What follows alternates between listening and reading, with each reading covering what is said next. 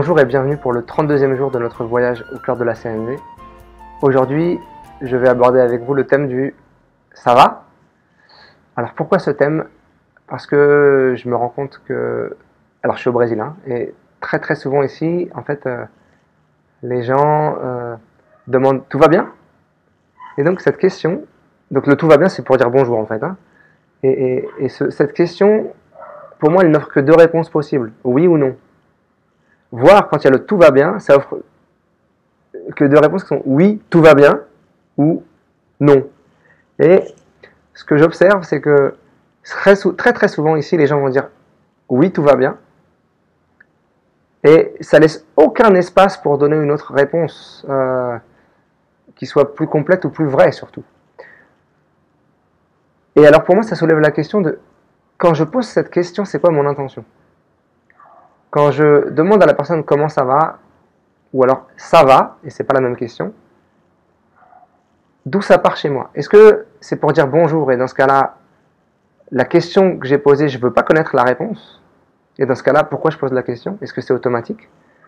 Est-ce que c'est parce que je ne sais pas faire autrement? Est-ce que c'est parce que je n'ai pas conscience qu'en fait je fais quelque chose automatiquement? Et si je veux savoir la réponse, comment est-ce que je vais poser la question pour que la personne puisse vraiment me donner une réponse qui corresponde à ce qu'elle veut partager? Si je pose une question fermée, avec une réponse qui peut juste être oui ou non, donc par exemple ça va, ça limite forcément les options de la personne. Après, la personne a l'élite de dire oui, ça va, et elle donne des détails, ou non, ça va pas, elle donne des détails. Mais déjà, de base, il y a un oui ou non. C'est comme s'il n'y avait pas de milieu, quoi. On est dans les extrêmes. Si je demande comment tu vas, déjà, il y a plus d'espace pour que la personne me donne une palette de ce qu'elle ressent. Mais au-delà de la façon dont je vais poser la question, c'est comment je vais être présent à l'autre quand il me répond qui va être important. Si je suis vraiment intéressé par la question que je pose, alors je vais écouter la réponse. Et surtout, je vais sentir si la personne, quand elle me répond, elle sent qu'elle a l'espace d'être authentique. Elle sent qu'elle a l'espace de me dire vraiment ce qui est présent pour elle. Et si la personne me dit « ouais, ça va », et qu'en fait, je sens que c'est pas vrai, je peux aussi me relier à elle, si j'ai vraiment la question m'intéresse. Je peux lui dire « écoute, là, je vois que tu me dis que ça va, puis en même temps, j'ai l'impression que quelque chose qui va pas vraiment. Est-ce que tu as envie de m'en parler ?»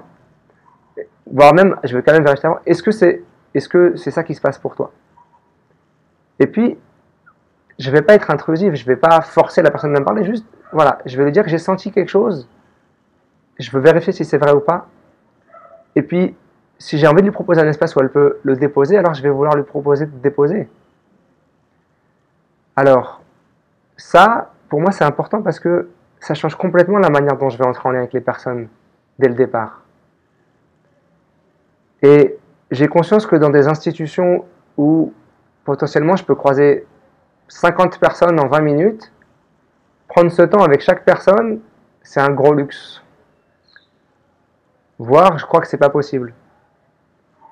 Alors peut-être que c'est pas possible pour moi de dire ok, je vais donner 10 minutes à chacun dès le matin, parce que s'ils sont 50, ça fait déjà 500 minutes, donc la journée elle est finie. Par contre, est-ce que je peux, au moment où je demande à l'autre comment tu vas, être vraiment présent pendant 30 secondes?